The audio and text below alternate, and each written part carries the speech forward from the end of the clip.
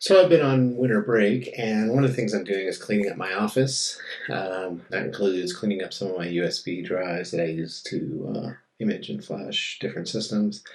So I have a bunch. So I have some that aren't readable for whatever reason. And this is we're gonna examine one of them. We're gonna do that together.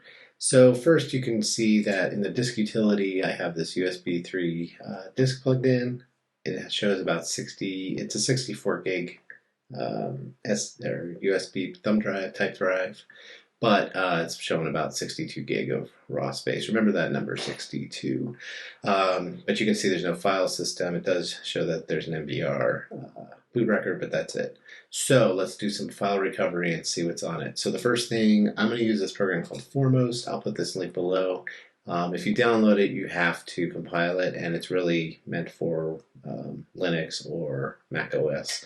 I don't believe there's a Windows version, so if you only use Windows, you might have to spin up a virtual machine to use it. Let's make this a little bigger and a little bigger. There we go. So you want to go to the command line. So let's just clear this real quick.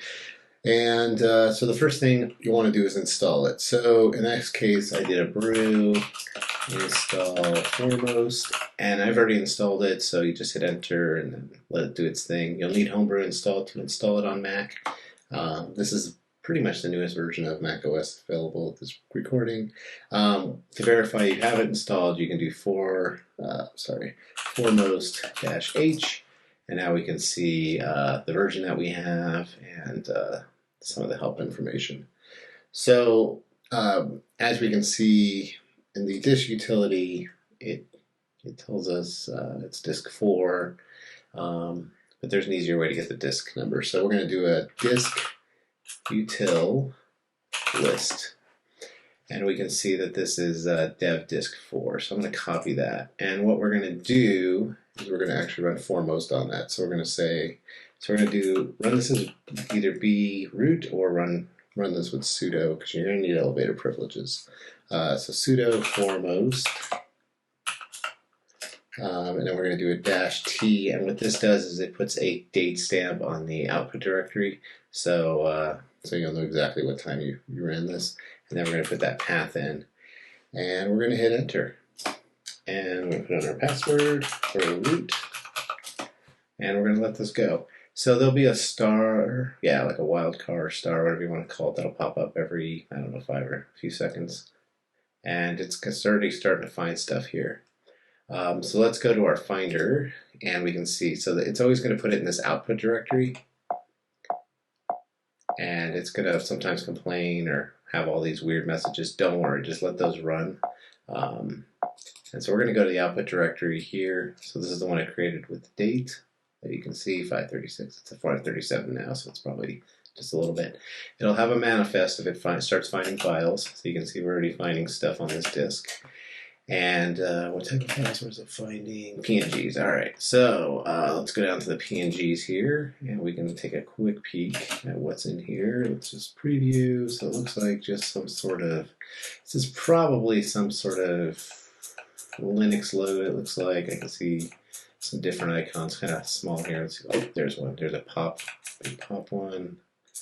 Just trying to see if I can find any bigger ones. Yeah, so these look like Linux type artwork, I think, for the most part. So that's probably what this was some sort of Linux load disk. So I'm going to let this run. One other thing I wanted to share with you. If you go to one of your activity monitors and you want to know, this doesn't really have like a real progress bar. So what I would recommend doing is going to the disk, and then I'm just going to type in Foremost. And this is just the website that we were looking at, which is right here. Let's close that out just for confusion. And then, so we can see the bytes read were 3.39 gig. I remember when I said, remember that number of 61.9 or 62 gig as the size. So we can tell right now we're not very far into reading this. It's about 3.7, almost 4 gig now. So it's going to take a little while. So I'll come back here when it's finished, and we'll see what we find and finish this video. So we can see we're approaching the size of the disk. We're We've read 57 gigs right now, and the total disk is 61. This process takes a while. There's no fast way to recover files that I know of. It takes some, it takes time to examine the disk and examine the blocks and see if there's a whole file there. So we're probably got about another 10 or 15 minutes, but so I'll see you then. So it looks like we're done, and that's great. We came close to the 60 gig or whatever it was on here, and yeah, so we don't have anything in process anymore because when the process finished, it takes it out, the process isn't running anymore. So let's go see what we got. So let's launch our Finder. So this is the one we want. This is an old one. I'm not going to delete it right now, but we can go ahead and look. And so it's nice because it cleans up all the directories that were there and just leaves the directories that have stuff in it. So let's see what we got. We covered a zip file. We've covered a lot of pictures. Nothing all that interesting, but I think this was a Linux OS thing.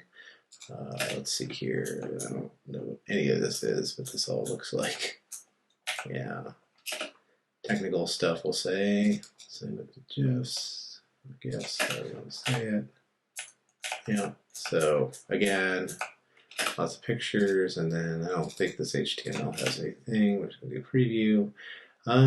Yeah, so you can see it's just different. Oh, these kind of look like man pages. They're not man pages, but they sort of look like that. Anyways, so I was able to recover some documentation on that disk. Now I know that disk didn't really contain anything I care about, so I can go ahead and format it and not feel too bad about it. So let's go ahead and do that. So I'm just going to go and erase, and we'll leave that as is, and I'm going to put this back ext fat, MS-DOS fat, and yeah, no, actually, I don't know, we'll just do that for now. So anyways, now we know that there's nothing on the disk, and I can go ahead and wipe it. So thanks for watching. That's how you do a little disk file recovery. The downsides of this method is, of course, it doesn't keep the file structure, so that may or may not be an issue for you. And there is a -A that will recover partial files. I didn't run that this time. I don't usually, never messed with it, but there is a -A function that will allow you to recover anything that it can find, whether it's corrupt or not. So anyways, thanks for watching. Until next time.